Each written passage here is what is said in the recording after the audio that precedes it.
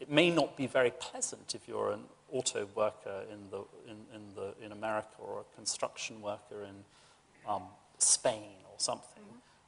But it's sort of, I mean, the West has had its several good centuries, and now it's sort of, there are things that can be done, clearly. Structural reforms, pension reforms, some of these things are being done. I mean, in Europe at the moment, I mean, the crisis is actually forcing some of these changes. But what can be done is, to some extent, it's at the margin, isn't it? Well, I'm much more sanguine than you are. I hear this argument a lot, that it's inevitable, China's bigger than us.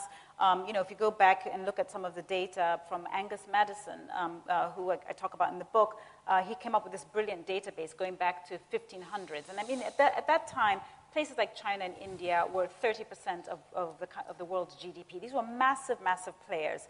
And so we fast forward to today, and people think, you know what, in the grand scheme of things, Europe has been Europe and the US have been a slight aberration. We're now reverting to the mean, which is that China and India should be the main dominant countries.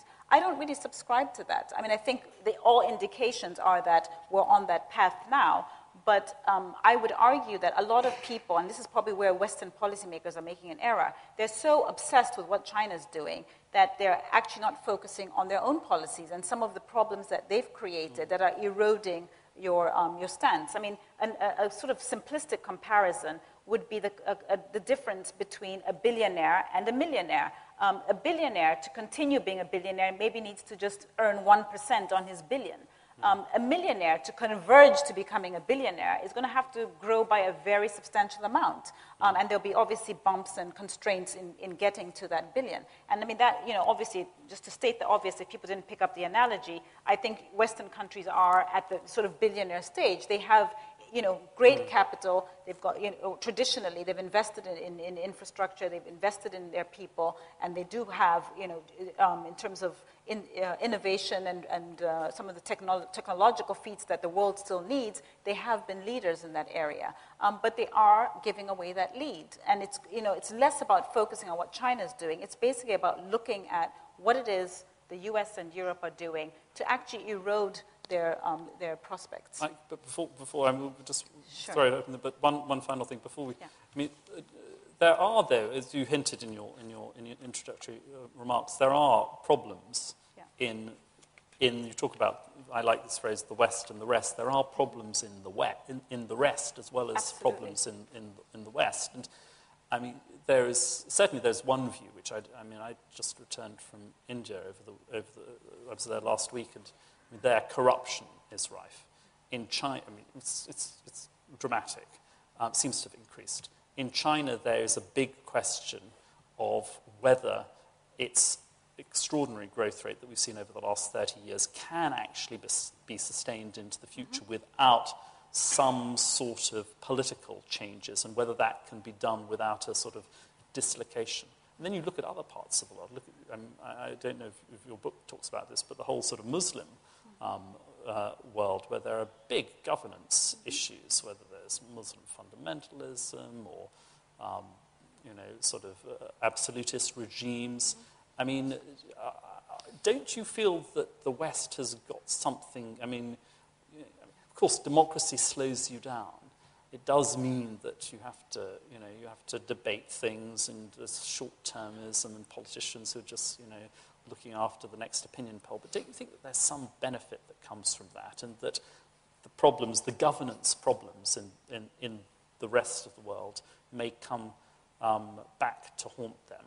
Well, the short answer is it's too soon to tell. I mean, it's too soon to call. I think political scientists, and my inclination living in a democratic, free society is, yes, that might be a problem. But we have no evidence to believe that's the case. I just spent 2 weeks in China, and it's absolutely heaving. I mean, I don't know if anybody has been there recently, but I traveled, went to Singapore. I mean, Singapore has just posted 14% growth. I mean, this is a country that is, in terms of per capita income levels, rivals the emerged or developed countries. So how is it possible that they're still able to post these levels of economic growth?